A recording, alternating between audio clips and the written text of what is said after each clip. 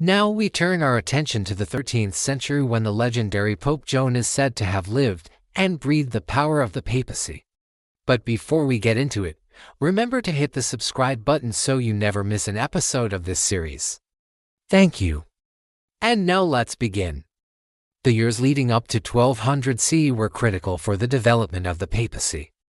During this time, the power and prestige of the Pope continued to increase significantly, setting the stage for the emergence of the papacy as the central institution of medieval Christendom. It's against this background that the legendary Pope Joan took place, a story about a woman who supposedly disguised herself as a man and became pope, only to be unmasked during a consistory meeting. But for us to understand how this legendary story unfolded, we need to look at the turbulent events leading up to 1200 and see what role they played in making the story of Pope Joan credible to medieval audiences. To truly appreciate the impact of the story of Pope Joan, we must first consider the historical context in which it emerged. The late Middle Ages witnessed significant changes in various spheres of medieval life. The papacy was evolving into a more centralized and powerful institution, asserting its authority over secular rulers. The Gregorian reforms initiated by popes like Gregory VII aimed at reforming the Church and reasserting the authority of the papacy. The rise of universities and scholasticism led to new methods of teaching theology and philosophy, which in turn influenced how people perceived religious traditions and stories. And finally, there was a growing awareness of classical learning, which contributed to a renewed interest in historical accounts and the transmission of ancient texts. All these developments set the stage for the rediscovery and reinterpretation of older tales like that of Pope Joan. Moreover, the 13th century saw a flourishing of literature, including the popular genre of exempla, which were short tales designed to teach moral lessons. The story of Pope Joan fits perfectly into this literary tradition, offering a cautionary tale about the dangers of deception and the importance of virtue. Writers in the 13th century were keen to incorporate historical figures and legendary tales into their works, blending fact and fiction to create compelling narratives. The inclusion of Pope Joan in popular chronicles and collections of tales contributed to the dissemination and acceptance of the legend. In addition to these literary trends, the changing social and political landscape also played a crucial role in the evolution of the story. During the 13th century, the power struggles between the papacy and secular rulers intensified. The rise of powerful monarchies in France, England, and Spain challenged the authority of the papacy, leading to conflicts over temporal and spiritual jurisdiction. The story of Pope Joan can be seen as reflecting these tensions as it highlights the vulnerability of religious institutions to external influences and the importance of safeguarding the purity of the Church. Another fascinating aspect is the role of gender dynamics in shaping the legend. In medieval society, gender roles were strictly defined, and women were expected to conform to specific societal norms. The story of Pope Joan challenges these norms by presenting a woman who successfully navigates a male-dominated institution and deceives society for an extended period. This subversion of gender roles may have intrigued medieval audiences and contributed to the enduring popularity of the legend. Moreover, the medieval period saw the emergence of various mystical and esoteric writings, including texts on alchemy and astrology. These texts often explored themes of hidden knowledge and secret identities, providing a context in which the idea of a disguised pope could be accepted as a possibility. Finally, it's essential to consider the influence of oral tradition. Medieval stories frequently circulated in oral form, and the details of the Pope Joan narrative likely evolved over time as it was transmitted through various storytellers. The blending of historical elements, literary influences, social contexts, and oral variations resulted in the rich and complex legend that captivated medieval audiences. However, for the story of Pope Joan to be believable, it needed to be grounded in some reality. Enter the scandalous world of the early medieval papacy. The early medieval papacy, spanning from the fall of the Western Roman Empire to the 11th century, was a tumultuous period marked by significant challenges and controversies. This era witnessed the papacy grappling with issues of authority, corruption, and external pressures, which significantly impacted its credibility and prestige. During this period, the papacy faced threats from various external powers. Invasions by Germanic tribes, the rise of Islam, and the expansion of the Byzantine Empire into papal territories created a volatile geopolitical landscape. The vulnerability of Rome and the papacy to these external forces raised questions about the strength and effectiveness of papal leadership. The struggle for supremacy between the papacy and secular rulers, particularly the Holy Roman Emperors, was intense.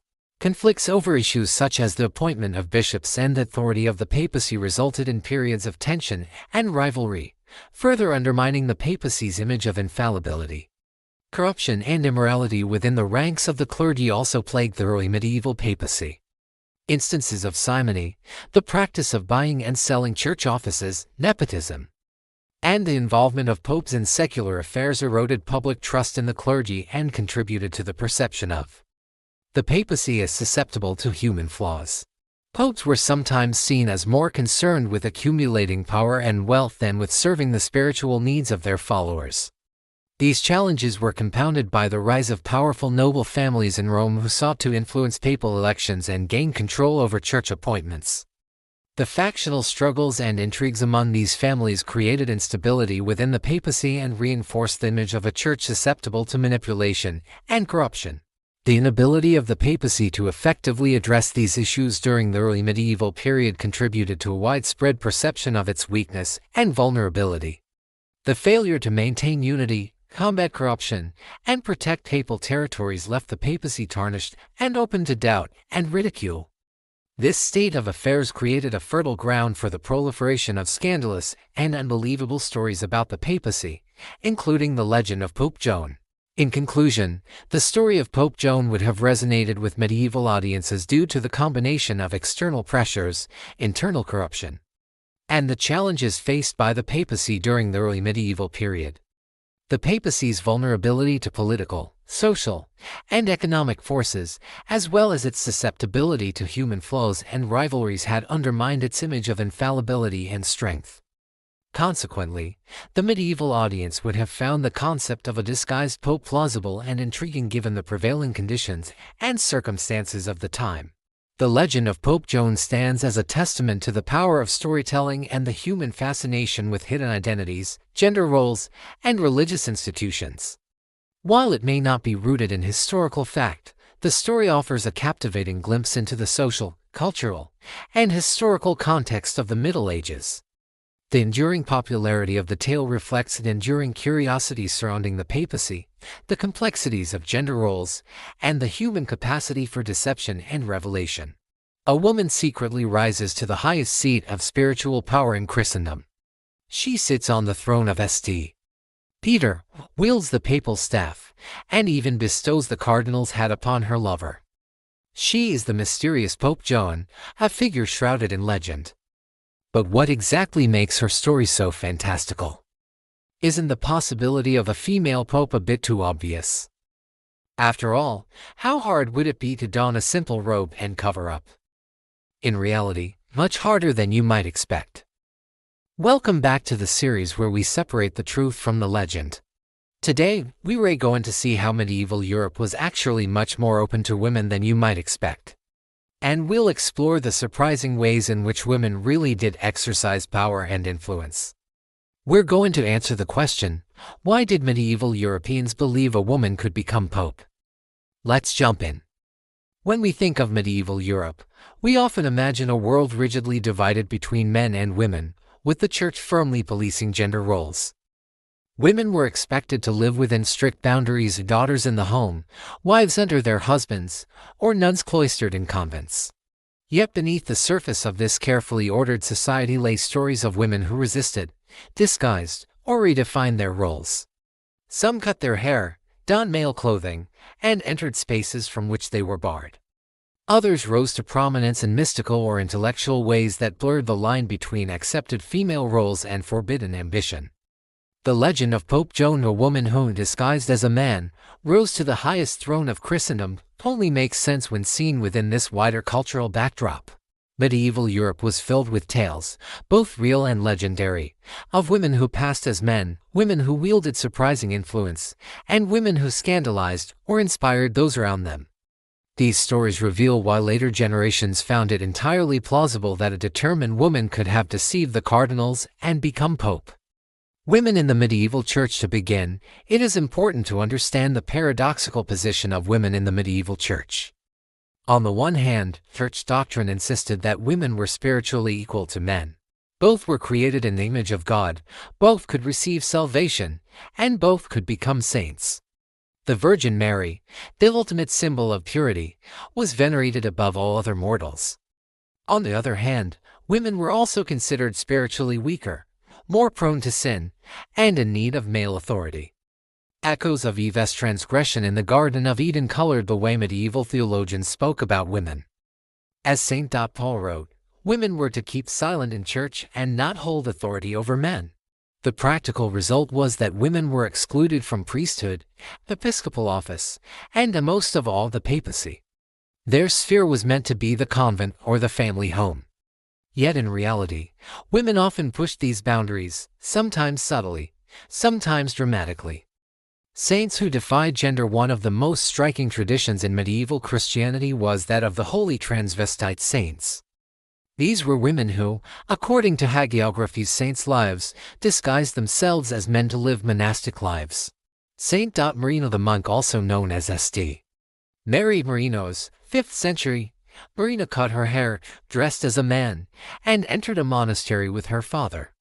She lived her entire life as a monk, only being revealed as a woman after her death. Saint Pelagia of Antioch, 4th-5th century, a former actress or courtesan, she disguised herself as a male hermit, living in penance on the Mount of Olives. Saint Eugenia of Rome, 3rd century, though later legendary embellishments shaped her story, disguised herself as a man, joined a monastery, and became its leader before her identity was revealed. These tales were not condemned, they were celebrated. The women were praised for rejecting the weakness of their sex and living as though they were men. To medieval minds, this was proof of their holiness. The existence of such stories shows that the idea of a woman disguising herself as a man in a religious setting was not alien to medieval audiences. When the Pope Joan legend appeared, people would have recognized it as part of a wider pattern, women hiding their gender to access male-only spheres. Mystics and visionaries. Not all women had to disguise themselves to wield influence. The Middle Ages also produced powerful mystics whose visions commanded the attention of popes and kings. Hildegard of Bingen, 1098–179, an abbess, composer, and visionary, she wrote treatises on theology, medicine, and natural science. Her correspondence with popes, emperors, and bishops gave her enormous spiritual authority. Catherine of Siena, 1347–1380, though later, she exemplifies how women could become powerful voices in the church. She wrote letters urging Pope Gregory XI to return from Avignon to Rome, and her influence was taken seriously. Mystical women like Hildegard blurred the line between traditional female piety and male ecclesiastical authority. Their authority came not from office but from direct divine inspiration. Still, their prominence showed that women could command respect in spiritual matters, making the notion of a female pope seem both shocking and strangely conceivable. Women in disguise. Beyond religion, disguise was not limited to the cloister. Women in the Middle Ages occasionally passed as men for other reasons, to travel safely, to escape arranged marriages, or to fight in wars. Medieval chronicles and later ballads told of women who donned armor and rode into battle. Some were legendary, others real. Joan of Arc, in the 15th century, would become the most famous example, wearing men's clothing while leading French armies. But earlier tales already circulated of women who bent or broke gender expectations. Even in daily life, travelers' tales sometimes mention women found living in male disguises. These stories reinforced the idea that gender could be concealed and, with enough cleverness, a woman could pass undetected. The danger of female authority. For all these exceptions, however, the Church remained deeply anxious about women exercising authority over men. Whenever women crossed boundaries, they risked scandal. Take, for instance, The story of Hrotsvitha of Gandersheim 935102, a canoness and playwright. Though celebrated, she had to defend her literary works as edifying rather than dangerous. Even abbesses who managed vast lands and wealth faced criticism if they seemed too ambitious. The deeper the authority, the greater the threat of scandal. This is crucial to understanding why the Pope Joan legend took the form it did. It was not simply a tale of a clever disguise, but a cautionary narrative. A woman who reached too far into male authority was punished, exposed, and disgraced. The lure of hidden knowledge. Medieval Europe was also fascinated by secrets and mysteries.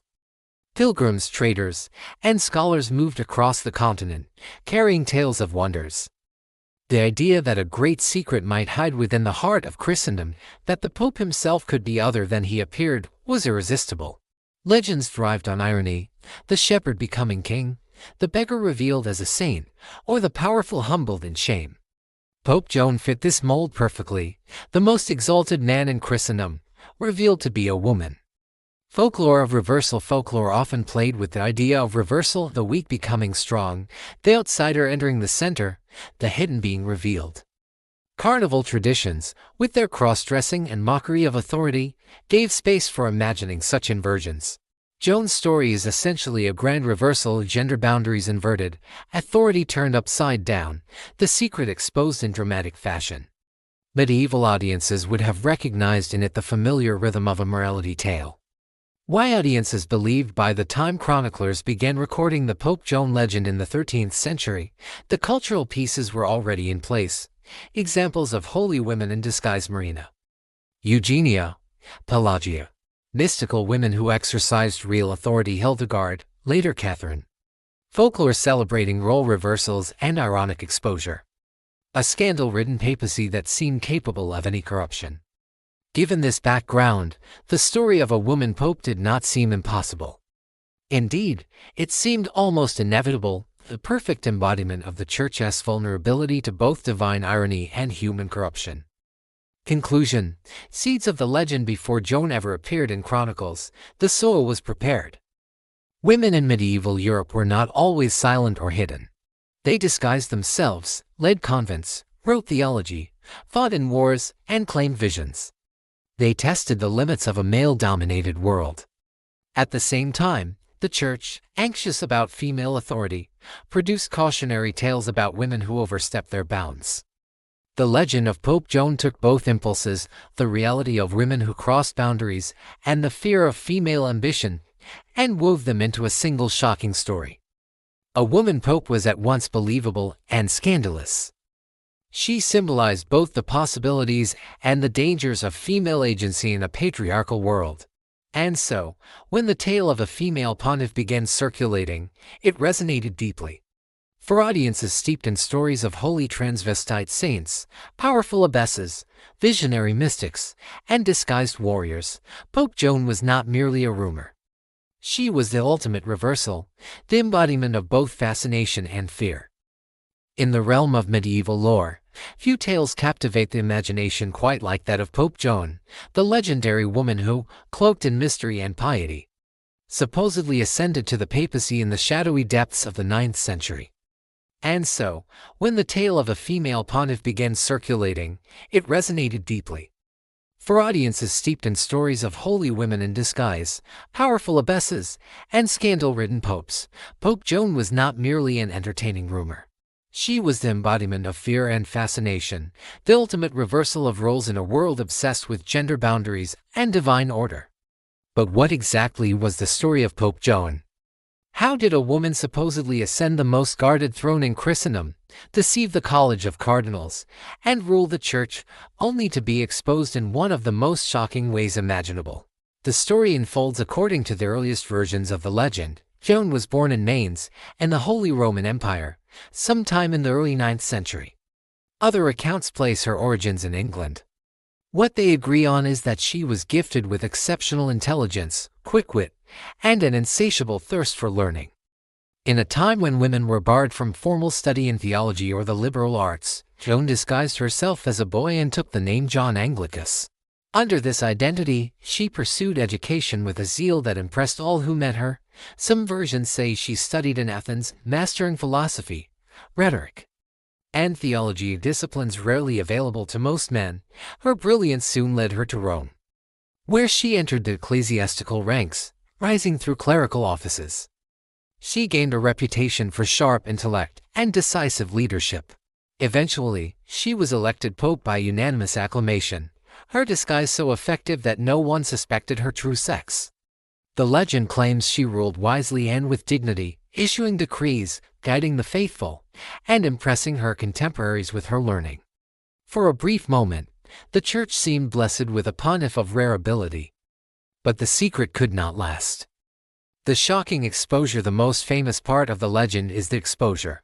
While leading a papal procession through the streets of Rome, Joan suddenly went into labor and gave birth in front of the astonished crowds. Some accounts say she collapsed and died, others suggest she was seized by enraged onlookers and did not survive the incident. Where exactly this occurred became part of the lore. Many later accounts point to a narrow lane between the Colosseum and the Lateran, a street that later popes were said to avoid in processions. Supposedly, a monument once stood there to mark the shameful spot, though its existence is uncertain. The sheer theatricality of the story. The Pope suddenly revealed as a woman through the undeniable evidence of childbirth gave it lasting power. It was not just scandal, it was cosmic irony. A morality play acted out in the very heart of Christendom.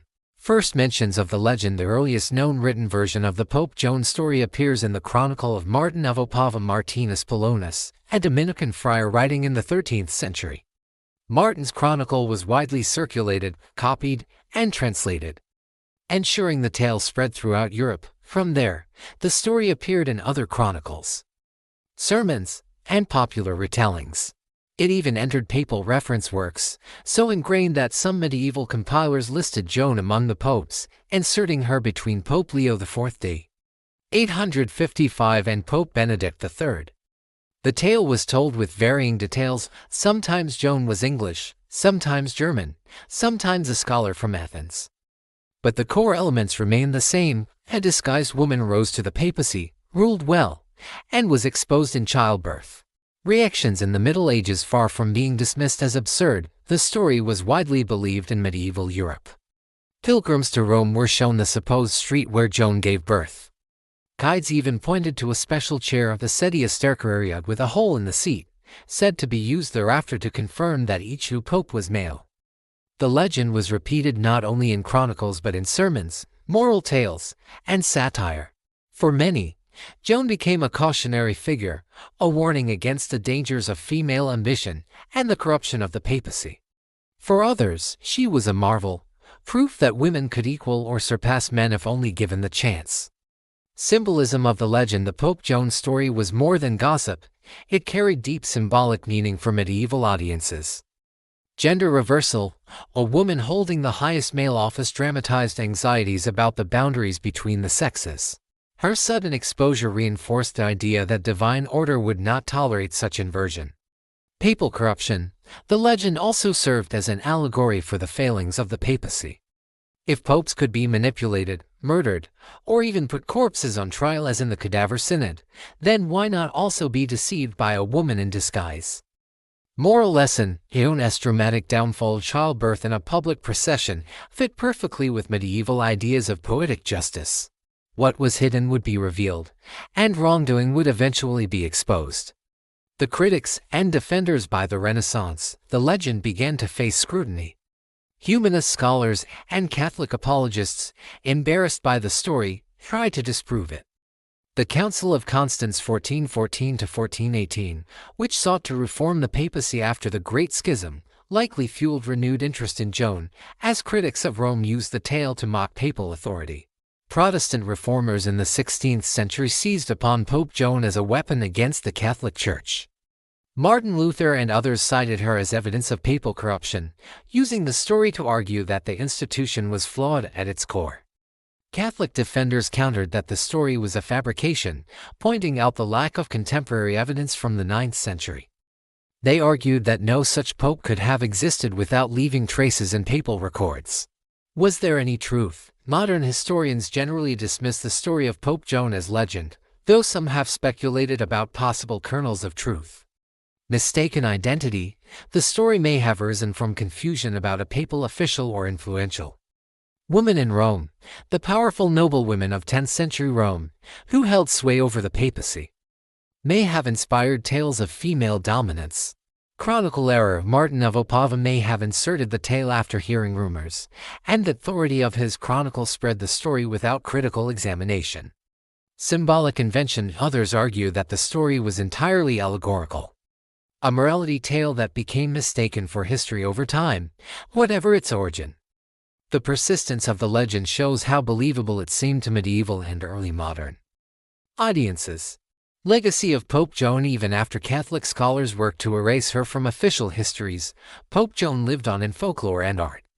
Plays, woodcuts, and novels riddled her tale. In the modern era, she has become a symbol of resistance to patriarchy and proof of the enduring allure of hidden histories. The legend speaks to the fascination with secrets, the idea that behind the weight of power, there may lie shocking truths waiting to be uncovered.